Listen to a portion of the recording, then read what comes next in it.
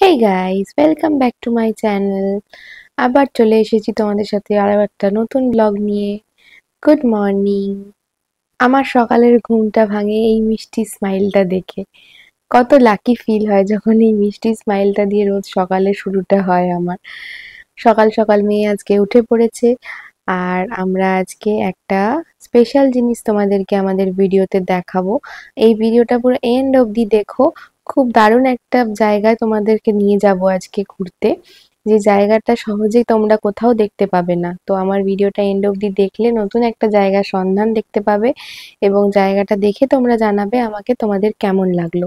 তো সকাল সকাল ঘুম থেকে উঠেই আজকে মেয়েকে একটু ফ্রেশ করে নিয়ে সানস্ক্রিন মাখিয়ে নিয়েছি, বিকজ আমরা বাইরে বেরোবো। যখনই বাইরে বেরোই তো তার আগে আমার মেয়েকে আমি স্কিন কেয়ার রুটিনে সানস্ক্রিনটা একটু লাগিয়ে নিই, আর সানস্ক্রিনটা লাগিয়ে কিছুক্ষণ পরে বাইরে বেরানোই ভালো। সেজন্য সকাল সকাল উঠে আজকে ওকে সানস্ক্রিন লাগিয়ে রেডি করে নিয়েছি।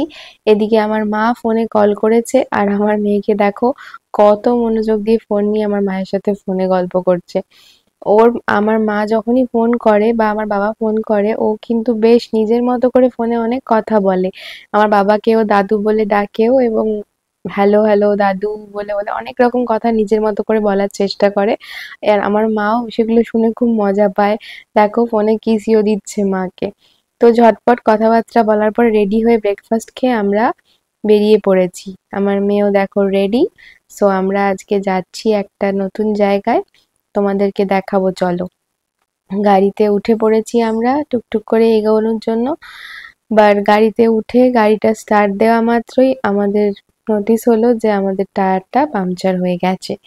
সো কি করা যাবে, এখন টায়ার পাংচার সারানোর জন্য আমরা যাচ্ছি কোনো রকমের। সামনেই যে গ্যারেজ রয়েছে সেখানে গিয়ে গাড়িটাকে সারিয়ে নিতে হবে, কারণ আমরা যেখানে যাব সেটা যেতে অনেকটাই সময় লাগবে, অনেকটাই দূর, তো এভাবে তো যাওয়া যাবে না। তাই কিছুক্ষণ গিয়ে আমরা গ্যারেজে দাঁড়ালাম। এবার গ্যারেজে দাঁড়িয়ে মেয়ে যথারীতি একটু ইরিটেট হচ্ছে, কারণ ও এক্সপেক্ট করে আছে ও ঘুরতে যাবে, কিন্তু যাচ্ছি না, আমরা দাঁড়িয়ে রয়েছি। এটা তো একটা বিরক্তিকর ব্যাপার। তাই আমি সঙ্গে কিছু ফল নিয়ে যাই, যখনই কোথাও বাইরে যাই। তো আমি সেই ফলটা দিয়ে ওকে কিছুক্ষণ এন্টারটেনমেন্ট করছি, যাতে ও একটু ভুলে থাকে এবং ততক্ষণে আমাদের গাড়ির কাজটাও হয়ে যায়। তো এটা একটা ভালো জিনিস যে ও কিছুক্ষণ নিজের মতো মানে খাওয়া দাওয়াও করছে, আর ওই জিনিসটা নিয়েও কিছুক্ষণ ভুলেও আছে। তা না হলে বাচ্চা রোদের মধ্যে বাইরে গিয়ে কোথায় কি করবে। আর এখন যা ওয়েদার, একবার রোদ উঠছে একবার বৃষ্টি, সো গাড়ি থেকে ওকে বার করাও যাচ্ছে না। তাই আমরা গাড়ির মধ্যে বসেই ওকে মানে গান শোনাচ্ছি, ফল খাওয়াচ্ছি, এন্টারটেন করছি। আর ওর বাবা বাইরে দাঁড়িয়ে গাড়ির চাকাটা সারিয়ে নিচ্ছে, বিকজ চাকাটা পাংচার হয়ে গেছে। তো ওটাকে ঠিক করাতে হচ্ছে, দেখো কাজ চলছে। তো ফাইনালি সব ঠিক হয়ে যাওয়ার পর আমরা বেরিয়ে পড়েছি, অ্যান্ড চলে এসেছি আজকে আমরা হাইকোর্ট চত্বরে। হাইকোর্ট চত্বরে কেন এসেছি তোমরা ভাবছো হয়তো, বাট আমার হাইকোর্টে কোনো কাজ নেই। এখানে আমরা জাস্ট গাড়িটা পার্কিং করে রেখে এখান থেকে আমরা যাব হচ্ছে এসবিআই মেন ব্রাঞ্চ, যেটা হাইকোর্টের পাশে। সো আজকে তো এখানে গাড়ি রাখার ভীষণ প্রবলেম থাকে, কারণ বুঝতেই পারছো এই এরিয়াটাতে কোর্ট রয়েছে, ব্যাংক রয়েছে, এতগুলো অফিস রয়েছে, তো চারদিকে গাড়ি রাখার ভীষণ প্রবলেম। তাই আমরা গাড়িটা হাইকোর্টের কাছাকাছি পার্কিং পেয়েছিলাম, ওখানে রেখে দেন হেঁটে হেঁটে যাচ্ছিলাম। এবং এই জায়গাটা এতটাই সুন্দর এবং আমার এত নস্টালজিক ফিল হয় এখানে এলে, বিকজ আমি চিরকালই এইসব এরিয়ায় প্রচুর ফটোশ্যুট করেছি। মানে আমি যখন প্রথম কলকাতায় আসি তখন থেকে শুরু করে এখনো যতদিন আমি ফটোগ্রাফি করছি, এইসব জায়গায় আমার ফটোশ্যুটের প্রচুর মেমোরিজ রয়েছে। আমার ফটোগ্রাফি পেজ যদি তোমরা ফেসবুকে ফলো করো বা ইনস্টাগ্রামে ফলো করো, দেখতে পাবে এইসব এরিয়ায় আমার প্রচুর প্রি ওয়েডিং শ্যুট, প্রচুর ক্লায়েন্টের কাজ রয়েছে। সো চলো ফাইনালি এসে গেছি আমরা এসবিআই মেন ব্রাঞ্চে। এসবিআই তে আমরা কেন এসেছি সেটা তোমরা ভাববে যে আমি এখানে কি করতে এসেছি, বাট এখানেই তোমাদেরকে আমি একটা দারুণ জিনিস দেখাবো, দারুণ জায়গায় নিয়ে যাব, চলো। এখানে জেনারেলি ভিডিও করা বারণ, বাট আমরা খুব লাকি যে এখানে আমাদের ভিডিও করার পারমিশন ছিল। সো ওখানে যেতে যেতেই আমার মেয়েকে প্রথমেই দিয়ে দেওয়া হয়েছে বেলুন। আর দেখো এখানে এখানে সব কটা জানলা থেকেই কি সুন্দর ভিউ দেখা যায়। যারা এই অফিসে চাকরি করে আমি রোজ ভাবি তারা কত লাকি। তাদের লাঞ্চ ডিনার, সরি ডিনার নয়, তাদের লাঞ্চ এবং তাদের অফিস আওয়ারে কাজ করার ভিউটাই কত সুন্দর। ওদের যে লাঞ্চের জায়গা সেটাও কত সুন্দর। এবার আমরা এসে গেছি এখানে একটা মিউজিয়ামে। সবাই ভাবছো এই মিউজিয়ামটা আবার কোথায়, বাট এই মিউজিয়ামটা হচ্ছে এসবিআই এরই 12 ফ্লোরে রয়েছে। এসবিআই মেন ব্রাঞ্চ কলকাতার 12 ফ্লোরে এসবিআই এরই একটা মিউজিয়াম রয়েছে, যে মিউজিয়ামটা ভীষণ সুন্দর এবং এখানকার স্টাফরাও ভীষণই ভালো, ভীষণ ফ্রেন্ডলি, এবং এরা আমার মেয়েকে তো খুব এন্টারটেন করেছে। এই মিউজিয়ামটা বেসিক্যালি ব্যাংক হিস্ট্রির ওপরেই তৈরি। এসবিআই ব্যাংকের যে হিস্ট্রি, সেই হিস্ট্রির ওপরে এই মিউজিয়ামটা তৈরি। এখানে এলে তোমরা দেখতে পাবে রবীন্দ্রনাথ, ঈশ্বরচন্দ্র বিদ্যাসাগর, এরকম আরো বিভিন্ন খ্যাতনামা ব্যক্তিদের আগেকার দিনের ব্যাংক অ্যাকাউন্ট ডিটেলস সবকিছুই এখানে আছে। এখানে গান্ধীজির মানে চিতাভস্ম যে বাক্সে রাখা ছিল, সেই বাক্সটাও এখানে রাখা আছে। সো এখানে অর্পণের বন্ধু একজন যিনি চাকরি করেন, আমরা তার সঙ্গে দেখা করতেই এখানে এসেছিলাম। তো সেই দাদাই আমাদেরকে এই মিউজিয়ামটা আজকে ঘুরিয়ে দিয়েছে। সো তাকে অনেক অনেক ধন্যবাদ, এবং এখানকার স্টাফরা এত ভালো যে তারাই আমাদের এই ছবিগুলো তুলে দিয়েছে, আমার মেয়েকে বেলুন দিয়েছে, চকলেট দিয়েছে, এবং অনেক এন্টারটেন করেছে।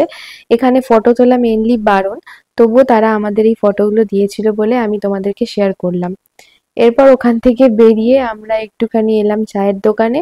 অর্পণের দুজন ফ্রেন্ড এখানেই জব করে, সো তারাও আমাদের সাথে এসেছে এখানে চা খেতে। আমাদের আজকে লাঞ্চটা করা হয়নি, সো আমি মেয়ের জন্য লাঞ্চ বানিয়ে নিয়ে গেছিলাম, ও লাঞ্চ খেয়েছে, কিন্তু আমাদের লাঞ্চ করা হয়নি। বাট আমরা লাঞ্চ না করেই আজকে একটু চা খাচ্ছি। আমাদের আজকে একটু চিট ডে চলছে, অনিয়ম হচ্ছে অনেক কিছুই, বাট ঠিক আছে, বন্ধুদের সাথে আড্ডার জন্য একটু এদিক ওদিক হতেই পারে। তো তারপরে বন্ধুদেরকে বাই বাই করে আমরা এগিয়ে চলেছি এবার একটুখানি লাঞ্চের জন্য।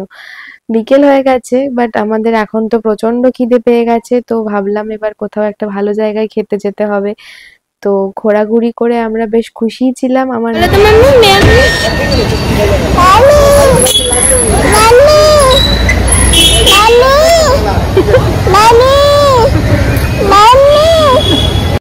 বাচ্চাদের মুখে নতুন নতুন কথা শুনলে এত ভালো লাগে। ও আমাকে মা বলে তো ডাকতোই, এখন মাম্মি বলেও ডাকছে, আরো অনেক কথাই বলছে, শুনতে খুব ভালো লাগে।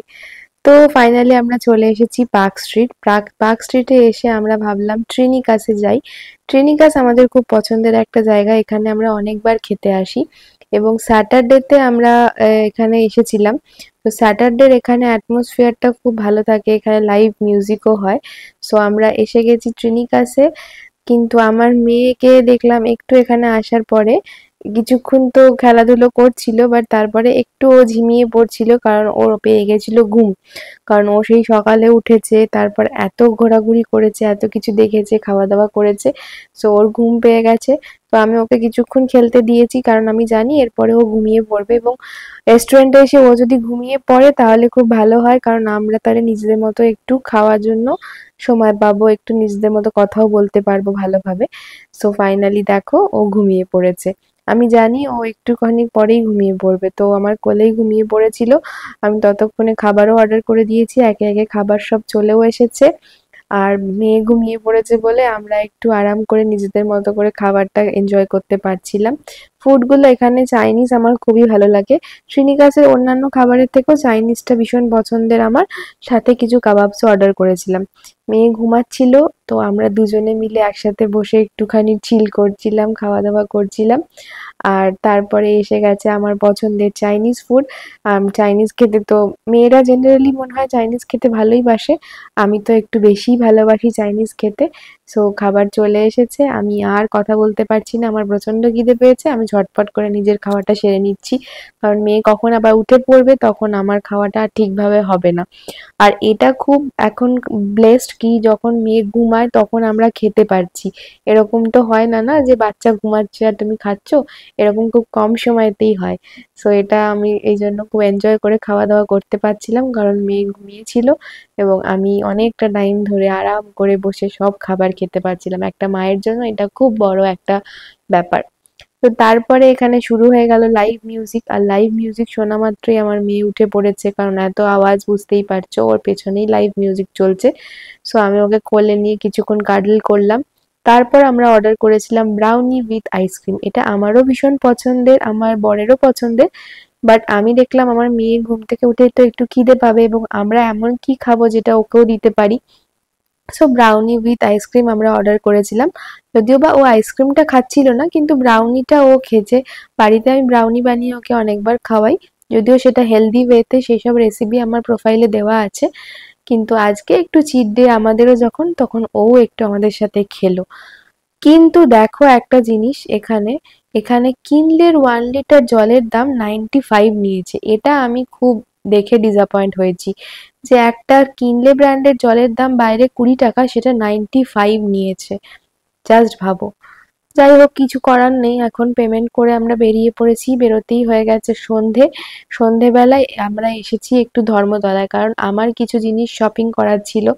আর এইসব দিকে খুব একটা আসা হয় না। স্যাটারডে করে ধর্মতলায় এলে না একটু ফাঁকা পাওয়া যায়, তো গাড়ি পার্কিং করে জিনিসপত্র কিনতে খুব সুবিধা হয়। অন্যান্য দিন এখানে এত ভিড় থাকে যে এসে সেভাবে পার্কিং করে দূরে রেখে গাড়ি আসাটা খুব মুশকিল হয় বাচ্চাকে নিয়ে। সো আজকে যখন খাওয়া দাওয়াও হয়ে গেছে, পেটটাও ভরা আছে, সো একটু হাঁটাহাঁটি করলে ভালো। সেই জন্যই আমরা এলাম এখানে, এসে গাড়ি পার্কিং করে একটু, অনেকদিন আগে যেরকম ভাবে আমরা ঘুরে ঘুরে হেঁটে হেঁটে শপিং করতাম, সেরকম ভাবে একটু হেঁটে হেঁটে এদিক ওদিক ঘুরে জিনিসপত্র দেখে কেনাকাটি করলাম। তারপর আমার কিছু মেকআপের জিনিসও কেনার ছিল, সো আমি এগিয়ে গেছি মেকআপের দোকানের দিকে। অনেকদিন মেকআপের শপিং করিনি, সো ফাইনালি এলাম মেকআপের দোকানে। ওখানে এসে বেশ কিছু লিপস্টিক্স দেখেছি, তোমাদের সাথে পরে ভিডিও বানিয়ে শেয়ার করব লিপস্টিক গুলো। তো লিপস্টিক আমার নেওয়া হয়ে গেছে, এবার হাতটা ক্লিন করে নিচ্ছি। সাথে মেকআপের আরো অনেক কিছু কিনেছি, সাথে আমাকে একটা লিপস্টিক ফ্রিও দিয়েছিল। সো চল, আজকের ব্লগটা এখানেই এন্ড করছি। আমার চ্যানেলটাকে ভালো লাইক, শেয়ার এন্ড সাবস্ক্রাইব করে বেল আইকনটা প্রেস করে দিও। Thanks for watching, bye bye.